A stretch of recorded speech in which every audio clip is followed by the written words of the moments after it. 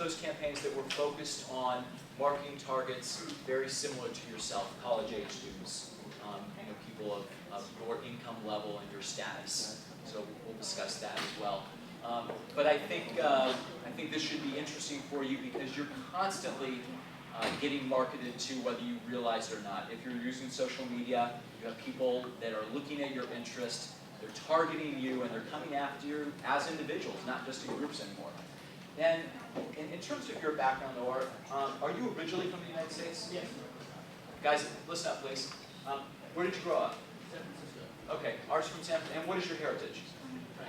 So, do you still have family in either Hong Kong or mainland China? Few, but they're mostly US. Okay. I'm curious, before we get started, what is their reaction to you? Do they consider you an outsider, or do they consider you? Yes, I'm an outsider. Okay. Why is that? I think it's a little different. My attitude, my willingness to actually help, and not always going after money. That's a big thing. Kevin Lau's laughing because he comes from the same background. Yeah, and it's just that my attitude is very weak, and it's not, I don't know a lot of this life. Okay. So it's an outsider, different person, I might as well be on meeting. Okay. Well, at least you have some candidates, so that's the difference between us. Okay, come on up. Hey, everybody. Art Lee.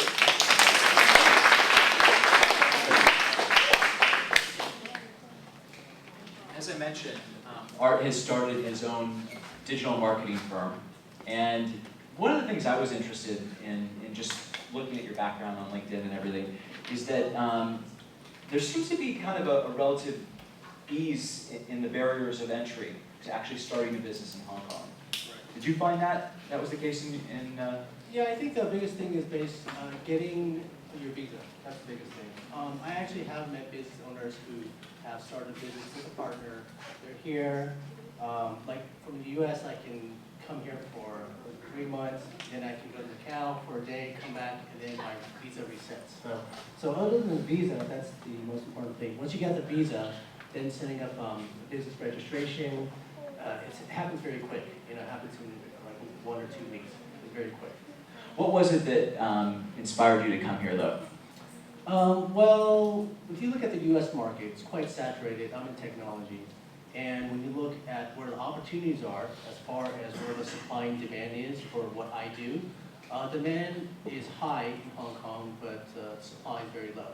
Right? So there's a lot of, you're right, there's a lot of low barriers to entry, start your own business, have a digital marketing firm, right? But there's a lot of people who just don't have that level of experience. At least where I'm coming from, I breathe and live technology in Silicon Valley for a long time. Yeah. I mean, that's the mecca of Right. the digital age. Right. And I'm just curious, in terms of the level of sophistication Right. in a place like Silicon Valley, or maybe just the U.S. as a whole, Sure. what's the comparison between there and Hong Kong? So just to give a little background, so I was born and raised in San Francisco, and the first technology piece or computer that I worked on was a computer with a monochrome screen, and data was kept on a cassette drive. Okay, so my parents started me off really early. So imagine where I've come from and where I am now. And I lived in Vietnam for a couple of years prior to HongOng, and I look at how. Now, did you see a business environment there that you thought was right? There is, but making the level of money that I'm accustomed to was a little bit difficult. And also you have a lot of barriers with the government. So one thing I like about Hong Kong, of course, things are probably going to change over the years. There is going to be a difference of working in Hong Kong and whether or not you want to set up your shop in mainland China. So for me, Hong Kong was easier to get in. In mainland China, same with Vietnam. A lot of times you have to find a business partner. So that's high risk because there's a lot of stories that you hear through the business network that you partner up with someone, you infuse some cash, and they maybe leave with your money. And you In mainland China or Hong Kong? In Vietnam and in mainland. Okay. Yeah. So here, I felt it was, I didn't need a business partner. That was important for me. So I started off my own. I went through a process of trying to hire people, but being a small business is very difficult. So one of my tactics it's almost as I'm a freelancer. So I work with other small businesses that I partner with to serve clients. So I can't do everything. So I'll get a graphic designer, I'll get a developer, a coder, programmer. I might get some people from PR. So collectively, I'm actually the person that's very good at going out, getting the sales leads, and managing the project. So that's basically what I do. Say this class was a business, Internet Media and Society decides to incorporate, and we hire you to help us. Usually the orthodox method of marketing is kind of holistic. It includes advertising and public relations. We go to traditional media outlets like television and magazines. But there's been a very dramatic shift, almost completely to digital. Right. And would you, as our strategist, recommend, especially since we're reaching a young, hip audience, that we go only digital? No, I don't, because that's actually one of the things I work with my clients with is coming to Hong Kong, and going back to the question is the sophistication here in Hong Kong.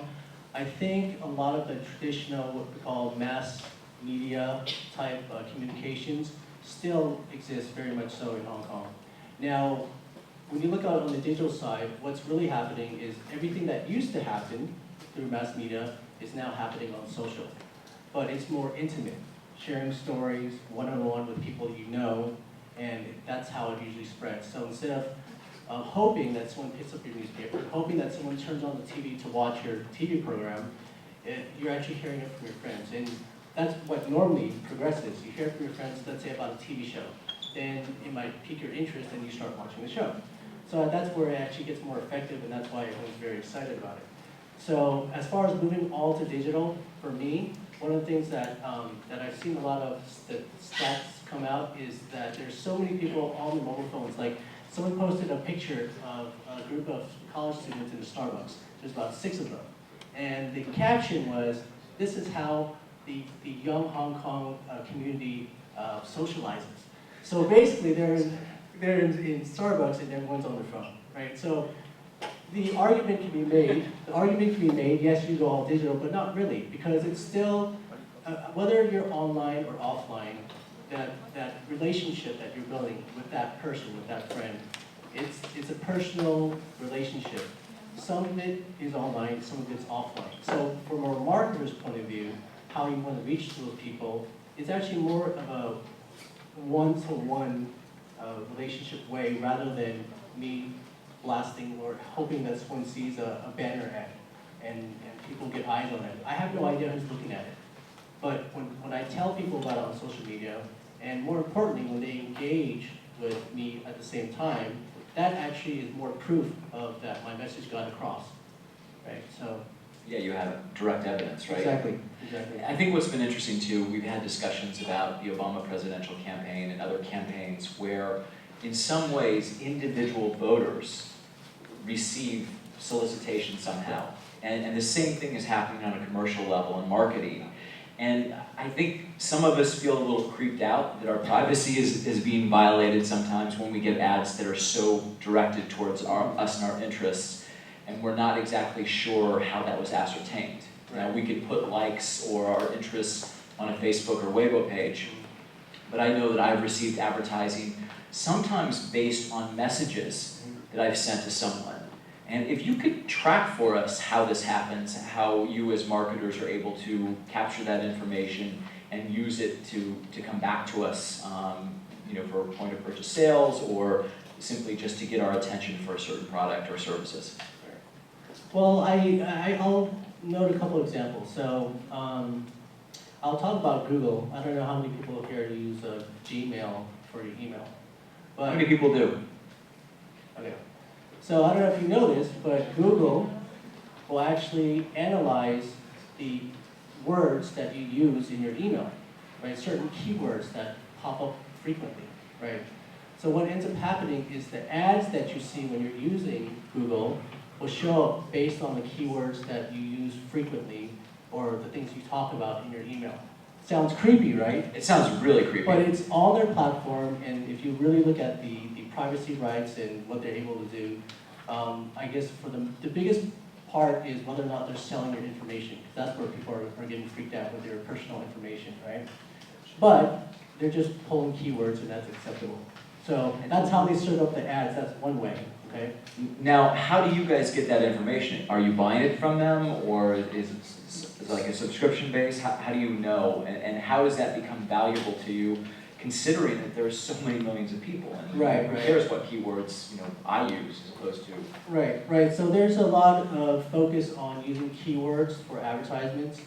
And when you sign up for doing Google Ads, they will ask you what keywords you're interested in using. So if you've got a product that's based on, let's say, you're a photographer, and you want to target people in a certain region, let's say Hong Kong, let's say you're a wedding photographer, so you're looking for people in their early 20s to late 20s, right? So you can set up keywords based on what these people are looking for, a photographer, wedding photographer. You could even say in Kowloon, you can actually tailor it down as much as you want. But that's what you do. So what ends up happening is that now you're on their ad network and you pay, for example, how many times your ad is shown. It's called click per impression. Or you pay if someone actually clicks on your ad, which usually costs a little bit more. So this is how it is. You pay for it, you're hoping that people will see it based on these keywords that for your interest that you've expressed in the past, and then they click on it, and then they drive traffic to either another site or a Facebook fan page or anything else. Yes. And to make that effective for a marketer like you, though, how do you disseminate, which individuals you're going to get this information from? Or do they package it for you, like all the keywords that use photography in Hong Kong are all grouped together? And just immediately through an algorithm pop up your ad? Right. Well, I have to say that in Hong Kong, there's actually a large number of businesses that are focusing on this whole keyword search optimization technique, okay? For me, I was never a big fan. That's why I like using social media. The reason why is the whole point that, for me as an individual, I get a lot of spam. In the past, I got a lot of email, junk email, but technology has changed where a lot of the emails now go to my junk folders, so I get less spam. Facebook came around, all of a sudden I see all these posts from people about things I don't care about. Actually, when I first started Facebook, I joined a game called Mafia Wars. And I kept on playing it, and then I didn't really understand the concept of Facebook. And I actually would play during work time. So some of my clients are thinking like, what, this guy's just playing Mafia Wars all day. He's like constantly getting these automatic posts. I reached a new level, I've added new friends, and all these things. Then I started to understand, okay, wait, what am I using Facebook for, right? But I've actually seen the sophistication of how users are using Facebook change in the past 2 years. Before my perception was people like to brag about themselves, what they're doing. Of course, there's a lot of sharing of stories, photos, but it's more of wanting to tell them what they're doing. Maybe they graduated school, they're pretty proud of, they want everyone to know, right? But now I think it's very, very personal now. And for a business, instead of the mass marketing, which I'm not into, because for me, I don't want to be mass marketed. But every time a new technology comes out, something like that would happen. Like for example, SMS, MMS, all of a sudden I start getting these messaging. And I just delete it. It doesn't work. It doesn't work. Same with keywords, it's hit or miss. Just because they see your ad based on that keyword, you really don't know if there's real interest. At least with social media, you have an understanding of the background of what that person is because they build their social media profile. Now, whether or not it's true, obviously is a different story. And as a marketer, that's how we start off. We meet someone new, we connect with them, they get added as a fan. We get to understand them. That's like what you learn when you first meet them. But I actually only spend the time with the people, let's say on my fan page or on Twitter or wherever on social media, that are engaging with me. That's where I spend the time on because they're listening, they're reading, they want to engage with me. Everyone else I really don't care about at that point. I may still market to them through Facebook in a certain way, but where I spend most of my time to be more efficient and effective is the people that want to connect with me. And I think that is that the author, Malcolm Gladwell, talked about the influencers. Right. That looking at a small group of people as most important, the ones that, as you said, that engage with you, really is the place where you spend your resources and your time, because everyone else is kind of sitting out there watching or stalking. Right. I'm curious, on that same level with social media, I personally face this kind of weird dilemma about how much personal and how much professional. Right. You know, part of my Facebook I like to use to promote the books that I write and so on, but at the same time my wife posts pretty much everything that happens in our family, every meal that we eat, and so it becomes this conglomeration of both personal and professional, but at the same time I think it makes it more human. And as a marketer, have you found that when someone is more human, that they have a tendency to be able to be more commercially successful as well? Exactly. Because there's a constant pressure to set up a fan page, which seems very kind of static and in some ways antiseptic.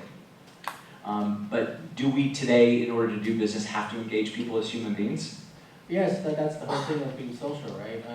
So before, like I was mentioning, when you're mass marketing, there's no intimate relationship that you're building. Through social, you are able to understand the user a little bit better. So I remember, so I've always been a business owner. Actually, right after college, I set up my own shop as a consultant, and I worked with different corporations, and I was freelancing. And the whole point of that is that the way that I used to market, it used to be telephone books, advertising in newspapers. It used to be maybe TV commercials if they were cheap enough. And then we used to do focus groups. So you get a lot of people in the room, and you ask them all these questions about your product, maybe to understand how people would perceive your company, so you can develop your brand, your message of what you're trying to produce a value for your consumers. So social media actually makes it more effective and much easier because people are engaging and telling you. That's why if any of you have used social media for customer service, it's actually very powerful. People can have that voice. It doesn't matter if it's good or bad. If you get a lot of bad comments, at least you can respond and say, we're trying to change it, or respond to it. And everyone knows about it. You can actually be more effective in saying, we know this is an issue, and we're working on it. And you can kind of, I guess more or less, control all that bad publicity that's happening, right? Whereas before, what you had to do was, if you had all this bad publicity, you would have to write an article, get it published in all these newspapers or on TV, and then the message may or may not get heard. So I think people like being human, that you're actually having that one-on-one conversation. For example, I have a problem with my IBM laptop, and I complain, and I'm doing it on social media. Then IBM comes and responds to me. The people in my network... Can I ask you a question about that? Yeah. How quickly did they respond to you? And was it kind of a general complaint, or did you specify within circles that you know they'd be reading? Yeah, so this is actually on multiple platforms. This is actually through a blog. And the blog had a pretty good following with IBM. But with social media, yes, it's quite massive, and there's only so many channels you can control. Now, there's a lot of tools that you can pick up where all this information is coming from, so it does make it easier. Oh, but I do want to address like the whole privacy thing too. So, and the thing about being social, you're obviously on a platform, you're giving all this information. You have to keep in mind it's actually in your control what type of information you provide.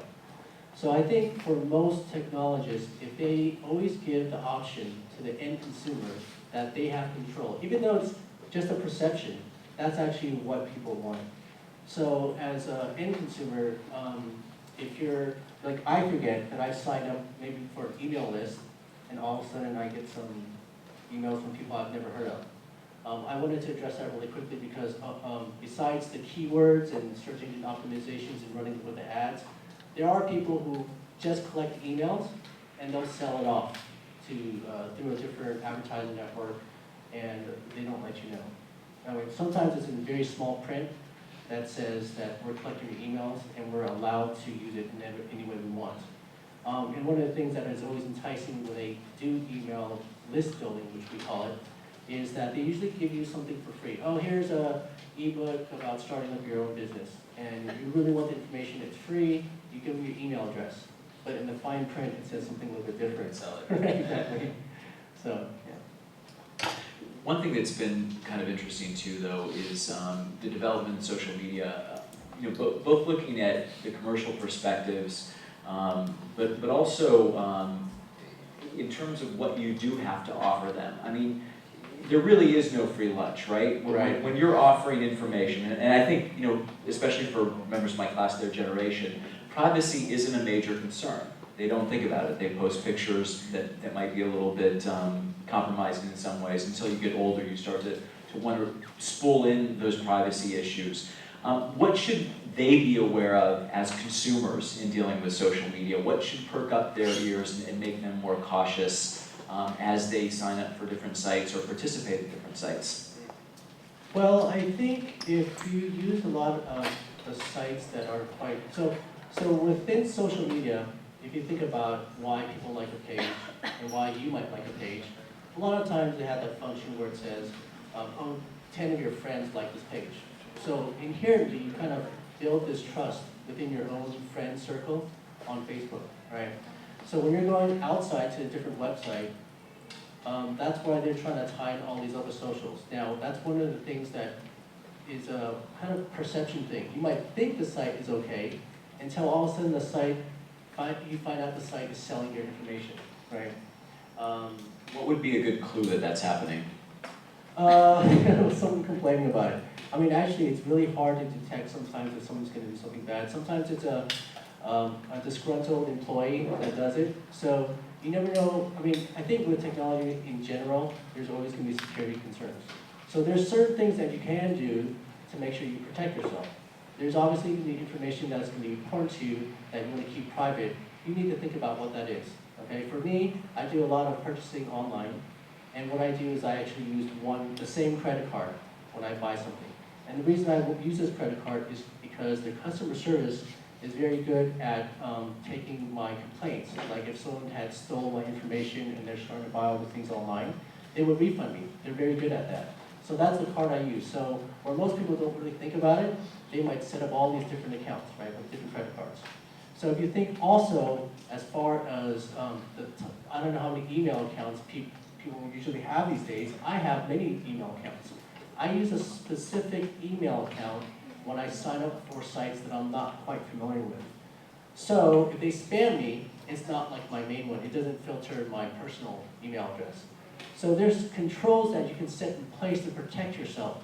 And I think that's the most important thing, to really think about how much information you're providing online. If you don't want to do it, if there's a form and you're asking too much information, you don't provide it, don't provide it. Never get caught up into the whole marketing picture. Yeah.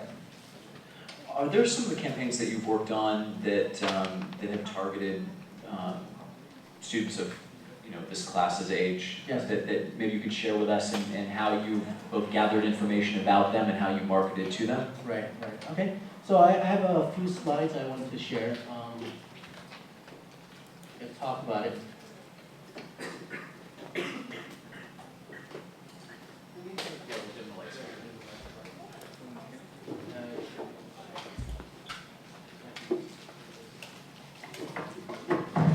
Okay, so I put together just like 8 slides so I can share with you some case studies about some of the projects I've worked on. So this is what, as a marketer myself, other marketers work differently, but this is what I focus on, okay? So I'm always looking at new technology and platforms like, let's say WeChat, which has been very popular these days, as a platform to understand and know that this is what users want, right? So if they've got 100 million users on WeChat, if they got 1 billion users on Facebook, I know that I don't have to fight them to be on something like a customized app that I'm trying to promote, right? So basically I look at what the user's behavior, this is one of the most important things in marketing, and that's why I was talking about focus groups. You look at what the consumers want, where the demands are, and you try to serve to that. So I look at things that are driving change to user behavior, understanding how to leverage existing networks to discover what I call micro niche communities. So within Facebook, you can have people who are part of HKU but are interested into dance, right? Like these dance troupes out here. So there could be a group on that. So for me, if I am maybe a dance school and I want to promote more students from the universities, I would go into that group. I would just go broad mass market to all the Facebook users in Hong Kong. So also I look at ways to leverage data from social profiles. Like my example about Gmail, they pull data in a certain way with keywords. For me, I look at further defining the users that I'm trying to target, or the people who are already connected with my business. What most businesses focus on here now, I talk about, is kind of pulling all together analytics. So the analytics side, if you're in the digital space, what most companies try to do is that if you visit their website, they'll try to track where you go in their website and see what's more common, where you go, what you click on, right? And just to give a quick example, Citibank has a pretty huge digital team, and they changed their website instantaneously, daily. So if they're running a promotion and let's say they put a banner ad on the website and it's not getting enough clicks, they'll immediately change the color, maybe the graphic on it, the position, the size, and these are the kind of things that they do with the analytics. The other side of it is getting analytics on redemption behavior. How often you're coming into the store, how much spend that how much money you're spending when you come in. And also what I call the socially expressed sentiment. Are people talking about your product or service online? What people are interested in? What's hot? What's the trends? Things like that. So going into the example here. So there's a lot of stats that run around, but basically in China as a whole, including Hong Kong, there are about 500 million people who access the internet through a laptop, right? And 420 million are accessing the internet through a mobile phone. So I'm sure you've already noticed that there's this big shift from a bigger screen to a smaller screen, right? And where the behavior is changing is even for students. I mean, how many people, you're on laptops, people are surfing on their phones. If you're doing work, if you're doing schoolwork, most likely you'll want a bigger screen, right? Because you don't want to strain your eyes. But for personal stuff, so that's what's important for marketers. Where do you spend most time to do surfing or looking for information? It's going to be on a tablet or on a phone. And if you haven't seen the new Surface laptop by Microsoft, you can actually detach your screen from your computer and use it as a tablet. That's where the direction is going. So it's more of this mobility of the device. So if we look at WeChat, this is an example. So it's started by Tencent. How many people here are on WeChat? Lots, little, okay. So obviously they want to go to a broader audience and build their subscriber or their user base. And they're offering credits, FB credits, Facebook credits, which actually you can use to download apps or buy things within the Facebook application. Knowing that in mainland, there's no Facebook, people don't use Facebook, they want to get the rest of the world, right? The 1 billion people. And so this is just a way of, a social platform that's already established that is now using social. And this is actually being taken on by the younger generation. So a lot of, I've seen some micro stats on this, is that there's a large population that are mostly just students that are on this application. So if we look at, this is one of the ways, I don't know how many people understand when you go to a website or you go to a mobile app, there's always an option to connect with your Facebook account, Google Plus account, your Twitter account, things like that. This is what happens, and maybe a lot of people, as far as on the security side, people don't realize. So I was on this one website, I clicked that I wanted to log in with my Google Plus account. It's asking me, it's telling me that in order for me to have access, they're going to pull information, my basic information that I've made available on my account. They want my email address, and the last one is basically, they want to perform operations when I'm not using the application. right? I'm like, wait, you're gonna use it on my behalf, what does that mean, right? So see things like this, it's kind of like people just click on it. Oh, it's okay, no worries, click allow access. And this is what is the general behavior, and this is why a lot of marketers are doing it. So what does that mean, manage your data? When they ask you to do that? Yeah, so that's one thing that I was, so basically what Feedly is a aggregated content software. So I can actually, well, Google Reader actually doesn't exist anymore, so this was a little bit outdated. But I used to bookmark a lot of blogs, a lot of news sites, Twitter accounts, Facebook accounts, and actually pulls all my data into almost like a magazine newspaper form. So I can read it as my customized news feed. And that's what Feedly is. So it manages my data as far as all those inputs that I've already defined in the reader. So that's okay with me. My email address, I was okay with that because of the account that I'm using. Basic information, I've built it out to a degree that I'm okay of the public knowing about. But this whole perform these operations when I'm not using the application, I can understand it if they're managing my data in Google Reader, but it's quite broad, right? It's not very detailed of what they're really doing with my account. So here's one of my clients that I'm working with now. This is an application that you share your, I guess, your fashion sense. They're using it as a social app because the common behaviors, especially on Facebook, people like to share pictures of food, places they go to, of their friends, maybe of themselves, right?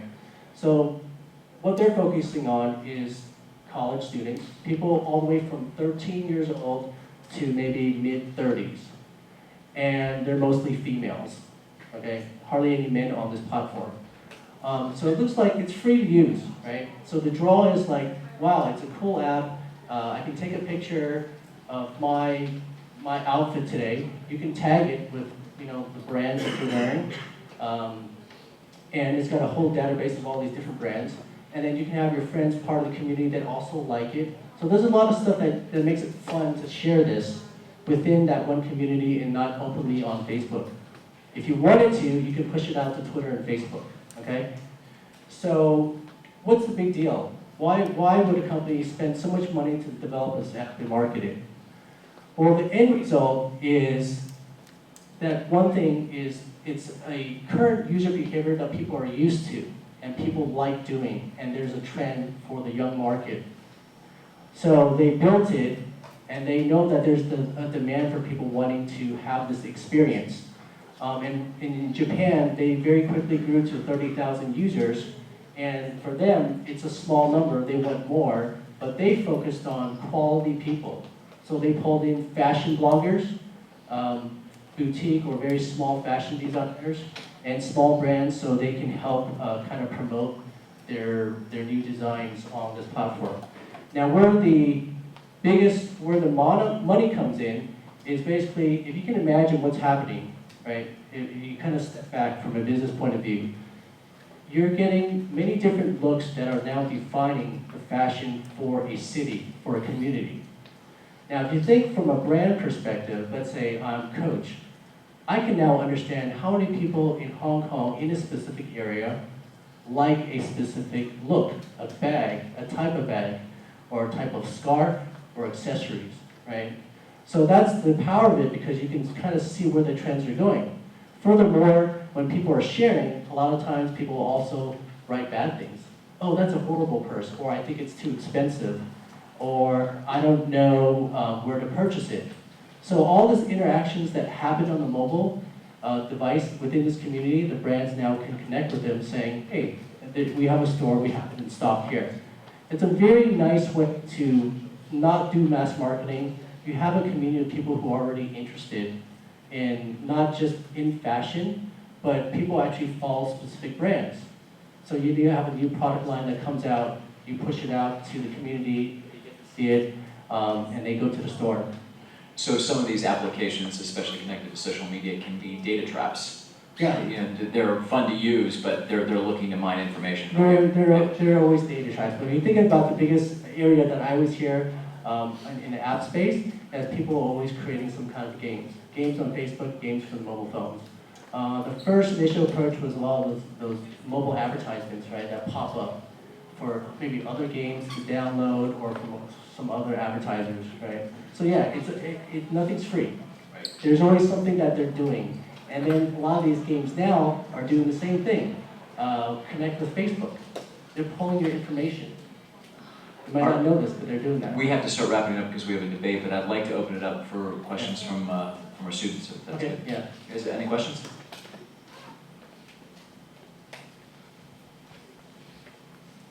They're always shy initially, and then I come by and I shove a microphone in their face, and they have to do it.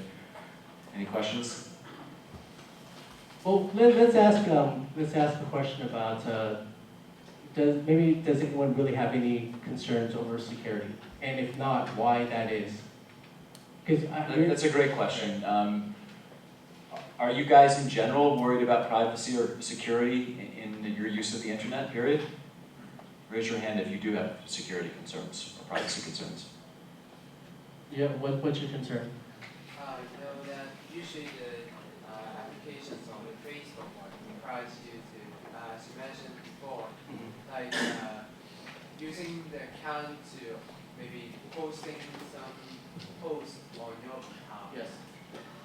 Yeah, that worries me a lot, and I usually don't allow them to do so because it's like letting the others to use my identity to say something kind of creepy, and I might have to have a liability on what they said. So Yeah, so that is one of the strategies that marketers do. I do it myself, but the thing that really annoys me is that some people will not give you the option. Like they'll say, this is what's going to happen. They're going to post on your behalf that you've liked this page. But if you can actually set it to, if you click no, then you can't access the app. But at least you have, for me, I give the option. If they take it off, that's fine with me. And I think that's the most important thing for marketers. They need to make sure the control's in the user's hands. How do you feel about the monopoly of Facebook as our digital passport? What do you mean by digital passport? Well, like our identity online Right. are almost like a lot of different communities are linking to Facebook Right. as a way for us to consolidate all of our online identities. Right. So that gives Facebook a very powerful monopoly Sure. online, right? Well, online you can actually create many different types of profiles. Facebook is just one of them. It's the most popular one. So yes, I've heard a lot of people on the side, like when you graduate and you go look for a job, HR departments will look at your social media profiles, right? So you can have a professional one on LinkedIn. You can have a public one, like more personal, on Facebook. You can have your own blog, things like this. Actually, you should use it to your advantage to build out your portfolio to give employers, or let's say you're going to go to get your MBA, you give that impression of who you are. So that's why they're saying use it more closely and monitor. Don't post bad things and make sure it's the true you. But on some hands, some people don't really care. Like I want to have an open voice. If it's negative and people disagree with me, it should be okay. But at least it's okay to have a point of view, just as long as you're not posting things that are maybe not appropriate. Any other questions? Let me ask you this. If we were going to interview you for jobs today, we brought you all up individually and questioned you, said, let us look at your Facebook and your social media accounts. How many of you would be okay with us doing that, and how many of you would feel like there might be something compromising on that account that we shouldn't see? How many feel that they would be okay with us asking to see their social media? Raise your hand. You're talking about this class. Yeah, this class specifically. Okay. How many of you feel there might be something compromising or you have some kind of objection to sharing with an employer your social media? A few of you? Okay. Think about that. I guess it's a good lesson that if you do feel there's something objectionable on there, they're going to find it eventually, right? Yeah, yeah. And I think that's actually very interesting that not a whole lot of people raise their hand because people know you. I assume that there's a relationship that they trust you. And as a marketer, there's a reason why there's this barrier of why they don't want you to share their information. So as a marketer, that's exactly the position I would take, to educate the class why they're going to use it, how they're going to use it, but be very transparent about it. We have to wrap it up, but I'm wondering if it's okay to the class if they want to contact you through social media. Yeah, Are they able to do that? Do you want to give out your... Yeah, it's up here. There's a lot of things that we don't get to cover in here just with the shortage of time, but Art's been pretty open about these things. Yeah. So if you want to contact him on any of these social medias, ask him further questions. He certainly is an expert in the field, and we're very grateful for your time. I do want to mention one thing. I actually run, if anyone here familiar with meetup.com? So if you go to this website called meetup.com, meetup.com, I run 2 groups, and they're all about just educating at least once a month on a certain topic around marketing, around running your own business. So if any of you are interested, you're more than welcome to come. It's something that I do at least once a month. Big round of applause for Art Lady, everybody. Thank you for having me. Okay, debaters in group number 7, or debate number 7, please come up and set up for opposition or proposition.